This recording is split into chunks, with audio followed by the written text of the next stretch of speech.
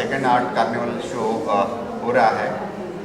The art carnival concept is the prime aim of this concept is to invite artists from all over India, rather young artists, because younger artists are there who struggle to get the platform in the metro cities like Mumbai, Delhi, Bangalore.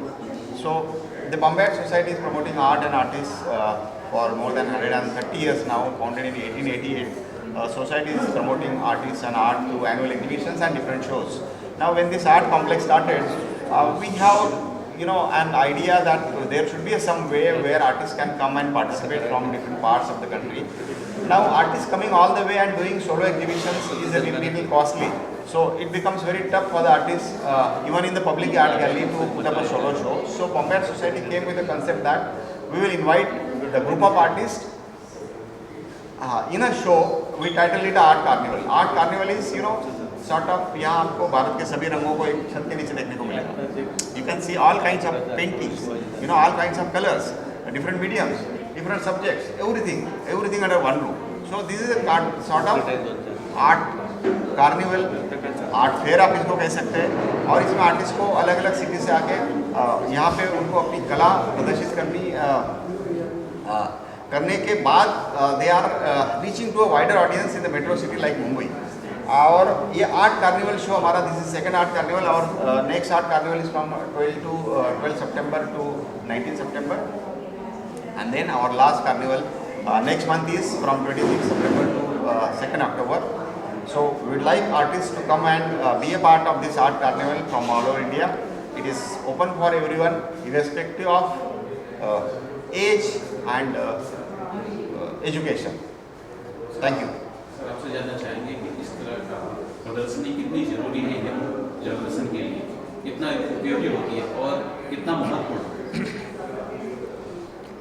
पहले तो मैं Mumbai art society का बहुत सहे दिल से शुक्रगुजार हूँ कि उन्होंने ऐसा एक प्लेटफॉर्म जहाँ पे मौजूद किया है, जहाँ पे हर एक छोटे मोटे तबके से आने वाले, शहर से आने वाले, गांव से आने वाले आर्टिस्ट को अपनी कला जो है वो लोगों के सामने रखने के लिए एक मौका, एक प्लेटफॉर्म उन्होंने उपलब्ध किया है. मुझे लगता है कि बहुत कम शहरों में इस प्रकार की सुविधा कलाकारों के लिए उपलब्ध है. This is kind of democratisation of art. आप कहीं भी जाइए, आप यूरोप में जाइए, बाहर जाइए, तो वहाँ पे जो रिप्रेजेंटेशन होता है वो थ्रू गैलरीज रहता है, तो इंडिविजुअल आर्टिस्ट पार्टिसिपेट नहीं कर सकता है. लेकिन बॉम्बे आर्ट सोसाइटी ने जो ये प्लेटफॉर्म पैदा किया है, इस प्लेटफॉर्म पे हर एक इंडिविजुअल आर्टिस्ट भी पार्टिसिपेट कर सकता है. उसके लिए उसको ज़्यादा खर्चा भी नहीं रहता है और ज़्यादा देर रुकने की भी ज़रूरत नहीं है. जैसे कि अगर आप दूसरे जो पब्लिक आर्ट गैलरीज मुंबई में है, वहाँ पे आप देखोगे तो 6 साल तक रुकना पड़ता है. तो इसलिए मैं बहुत खुश हूँ और मैं राजेंद्र पाटिल और उनकी पूरी टीम का मैं सब आर्टिस्ट की तरफ से स्वागत भी करता हूँ और शुक्रिया भी अदा करता हूँ. सर आपसे एक चीज़ और जानना चाहिए. जब मैं आपको सुन रहा था तो मैंने सुना कि आप फुल टाइम एक उम्र के बाद सुनती है. सर वो एक नए जनरेशन के लिए बहुत प्रेरणादायक है. जरा उस बारे में बताएंगे, क्या एक ऐसी चीज़ हुई जिस कारण से हमें फुल टाइम ये कला के बाद आकर्षित हुई. देखिए, मैंने कोई ऐसा तय नहीं किया था कि मुझे चित्रकार बनना है या पेंटर बनना है. और ये भी नहीं कि जब से मैं काम तो मैं बहुत पहले से करता था. जैसे कि मैंने कहा कि के आरा मेरे गुरु जैसे, जिन्होंने मुझे कहा कि आप जो काम, तब तक मैं खाली स्केचेस करता था, वो देख के वो बहुत खुश हो गए. बोले ये फॉर्म्स आपको कहाँ से मिले. तो मैंने कहा मैं तो ये पूरा निसर्ग, जैसा मेरा इगतपुरी गांव है, छोटा गांव है, लेकिन वो हिल स्टेशन टाइप का है, बहुत ही सुंदर नज़ारा है, तो उसको पकड़ के मैं काम किया. तो तभी उन्होंने कहा था, लेकिन तब मैं पूरा लिखने के इसमें पूरा व्यस्त था. लेकिन तभी से मैं काम करता था. मैं कम से कम 15 साल में स्केचेस और पेंटिंग अपने घर पे ही करता था. किसी को पता भी नहीं था कि मैं काम कर रहा हूँ करके. लेकिन 15 साल के बाद जब मुझे ऐसा लगा कि अभी आप काम अपने जो किया है, और वो भी मेरे दोस्त लोगों ने मेरे को पुश किया कि भाई आप इतना अच्छा काम करते हो तो उसका प्रदर्शन बनाओ करके. तो पहला मेरा प्रदर्शन आर्टिस्ट सेंटर, जहाँ से के आरा जी काम करते थे, उन्होंने वो खड़ा किया था. तो वही मेरा पहला शो हुआ. वो सब मेरे दोस्तों ने ही किया था, वो कोई आर्ट वार्ट इन्हें कुछ पता ही नहीं था. तो लेकिन तब से बाद में मैं जब काम शुरू किया, तब मैं इंडिया आर्ट फेस्टिवल जो कि राजेंद्र पाटिल चलाते हैं, तो पहले चैप्टर से अभी 12 साल लगातार मैं वहाँ पे शो में काम करता हूँ। और जैसा मैंने आपको बताया कि मेरे लिए काम करता हूँ मैं क्योंकि मेरा पूरा जीवन तो इसके ऊपर अवलंबित नहीं है, क्योंकि मैं कहीं और काम करके फिर ये शुरू किया, तो मुझे ऐसा लगता था कि इसमें मुझे पूरा फ्रीडम लेके काम करना चाहिए। तो इसलिए मैं पूरा फ्रीडम लेके मुझे जैसा लगता है काम करता हूँ, मैं कोई असाइनमेंट नहीं लेता हूँ। और इस प्रकार से जो मैं काम शुरू किया तो उसकी सराहना भी अच्छी हुई, उसका एप्रिसिएशन भी अच्छा हुआ। और मुझे लगता है कि अभी भी जो आर्टिस्ट है जो काम करते हैं उनको रियाज़, जैसे कि म्यूज़िक में होता है, रियाज़ की बहुत आवश्यकता है। हर रोज़ सवेरे उठ के आपको काम करना है। आप क्या करते नहीं, भले आप पेंटिंग करो, लेकिन आपका हाथ तो चलना चाहिए, आप प्रैक्टिस तो करनी चाहिए, तभी जाके कुछ बनता है। ऐसा नहीं कि भी आप कैनवास पे गए और पेंटिंग स्टार्ट कर दिया, 2 दिन में ख़त्म कर दिया, ऐसा काम नहीं होता है। वो एक लॉन्ग जर्नी होता है। और मुझे लगता है उसके लिए, जैसा भी हमारे भाई साहब ने कहा कि पेशेंस की ज़रूरत है। और मुझे लगता है कि ये जो पीढ़ी है इनके पास पूरे सब नया तकनीक भी है। तो आर्ट खाली कैनवास के ऊपर बची है ऐसा नहीं।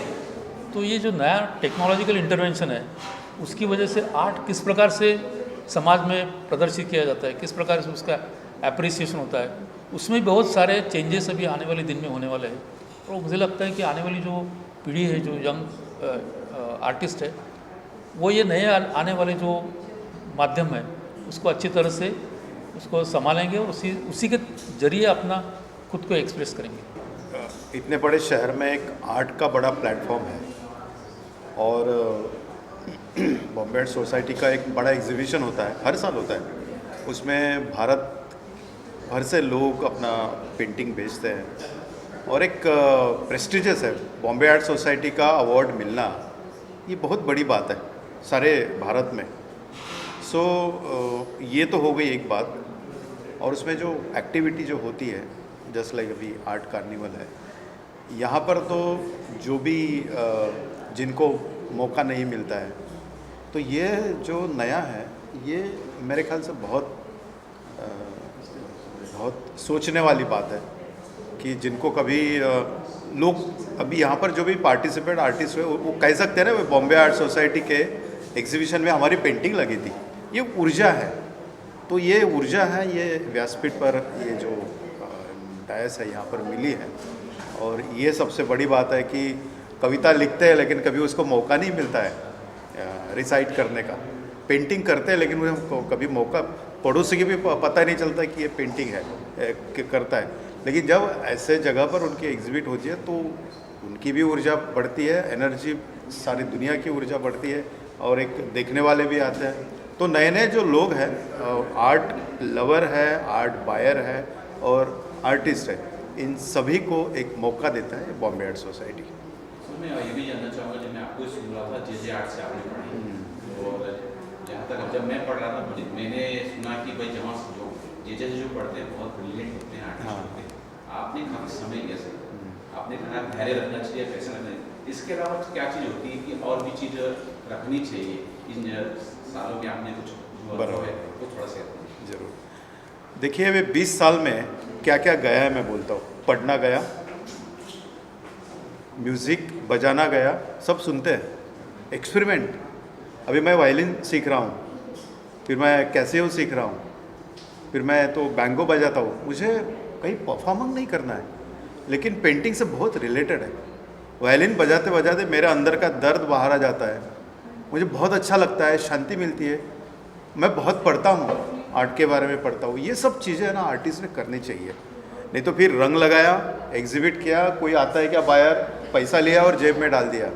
Art for not only earning money, ये पहले दिमाग से निकलना चाहिए। और फिर मुझे पेंटिंग बना के कुछ लैविश, मुझे कुछ ज़िंदगी मिलेगी, ये भी दिमाग से। लैविश ज़िंदगी और झोपड़े की ज़िंदगी और इसकी ज़िंदगी कोई फ़र्क नहीं होता है। अगर मन में शांति है ना तो वो अमीर है। कबीर जी हैं, अमीर थे, मीराबाई अमीर थी। तो आर्टिस्ट ने हमेशा अपनी सोच बहुत ऊंचे लेवल पर रखनी चाहिए। पढ़ना चाहिए, म्यूज़िक सुनना चाहिए, अभी मैं भूपेंद्र सिंह जी का इतना म्यूज़िक सुनता हूँ, क्या दर्द है उसमें। मैं सब राग जो है म्यूज़िक में वो ढूंढने की कोशिश करता हूँ। तो कलाकारों ने जो एकेडमिक एजुकेशन है वो करने के बाद भी अपना जो एजुकेशन है, अपनी जो स्कूल है वो कंटिन्यू शुरू रखनी चाहिए। मैं आर्टिस्ट हूँ ठीक है, लेकिन मैं एक स्टूडेंट भी हूँ। ये जो सोच है ना आदमी को बहुत लंबे तक एक लंबे रेस का घोड़ा बनाती है, ऐसा मेरा मानना है। जी सर, आपको जो आर्ट फॉर्म है, जो आर्ट लवर है, इनके लिए कितना महत्वपूर्ण है कि एक्टिव होना सोशल मीडिया में? देखिए ऐसा है कि सोशल मीडिया बहुत इम्पोर्टेंट भी है, बहुत अच्छा भी है, और वैसा देखा जाए तो वहाँ भीड़ भी ज़्यादा है। बट अगर आप सिलेक्टिवली उसको प्रॉपरली यूज़ करेंगे तो social media particularly Facebook, Instagram, ये आर्टिस्ट के लिए एक ऑडियंस बहुत अच्छी क्रिएट करते हैं। और सोशल मीडिया ऐसा प्लेटफॉर्म है जिसमें आपको बहुत कुछ खर्चा भी नहीं करना पड़ता है, और आपको सोशल मीडिया पे बेनिफिट्स ये है कि वहाँ पे जो सिलेक्टिव ऑडियंस है जिसको वो चाहिए वो वहाँ ऑडियंस उठाती है। पर्टिकुलरली आर्ट वहाँ पे आप देखेंगे तो नए नए आर्ट वर्क्स, इवन आज ले लिया आप बड़ी बड़ी आर्ट गैलरीज, बड़े बड़े आर्टिस्ट सब सोशल मीडिया पे प्रेजेंस है। और उनका अभी दिल्ली में आर्टिस्ट हमारे दोस्त है, दिल्ली में है, पुणे में है, बॉम्बे में है, बैंगलोर में है, सब जगह है। वो आर्टिस्ट क्या करते हैं, उन्होंने आज क्या काम किया, वो हम शाम को देख लेते हैं। इतना सोशल मीडिया फास्ट है। तो इस सोशल मीडिया के बेनिफिट्स हैं, कुछ ड्रॉबैक भी होंगे, बट ड्रॉबैक से ज़्यादा फिलहाल तो उसके बेनिफिट्स हैं। तो सोशल मीडिया इज गुड। इस पेंटिंग के बारे में किस तरह की कौन सी पेंटिंग बोली जाती है, किस तरह की पेंटिंग? ये एक्चुअली एक्स्ट्रा कॉन्सेप्ट पेंटिंग बोली जाती है, जो आपके मन में कुछ फीलिंग वगैरह जो होता है, जो वो कैनवस पे एक्सप्लेन करके की जाती है। जो मन में जो भी तुम्हारी इमेजिनेशन वगैरह होता है तो उसको लेके आर्ट क्रिएट किया जाता है कैनवस पे। सर आपके बारे में बताइए, आपसे जानना चाहेंगे आप कहाँ से आए हैं? मैं जलगांव से आया हूँ। मैंने आर्किटेक्चर में पढ़ाई की है, यानी आर्ट मेरा पहले से ही बहुत बड़ा ऐसा इम्पोर्टेंट पार्ट रहा है लाइफ में। तो मेरा ये फर्स्ट टाइम ही शो है लाइफ में। फर्स्ट टाइम आप वहाँ से यहाँ Yes. बॉम्बे आर्ट हाँ। सोसाइटी में आए हो? यस, कितनी प्रदर्शनी कितनी लगाई है आपने आज यहाँ? 2 एक और दो रखी है। या थोड़ा सा उस बारे में हम जानना चाहेंगे, आते हैं यहाँ, इस बारे में थोड़ा सा एक्सप्लेन कीजिए कि क्या चीज़ है। ये चीज़ में जब आपके पास कोई बात करने के लिए वगैरह नहीं रहता है लाइफ में, तब अपने अंदर जो फीलिंग दबी रहती है वो निकल नहीं पाती उस टाइम। तो जब लाइफ में जब खराब समय आता है तब अंदर अपना दिल कुछ कह रहा रहता है, जो अपन सुनते नहीं है, अंदर की दिमाग की सुनते रहते हैं। जब अंदर सब आँख बंद करके जब हार्ट भी देखते हो तब आपको दिखाई देता है जैसे ये हार्ट किया हुआ है।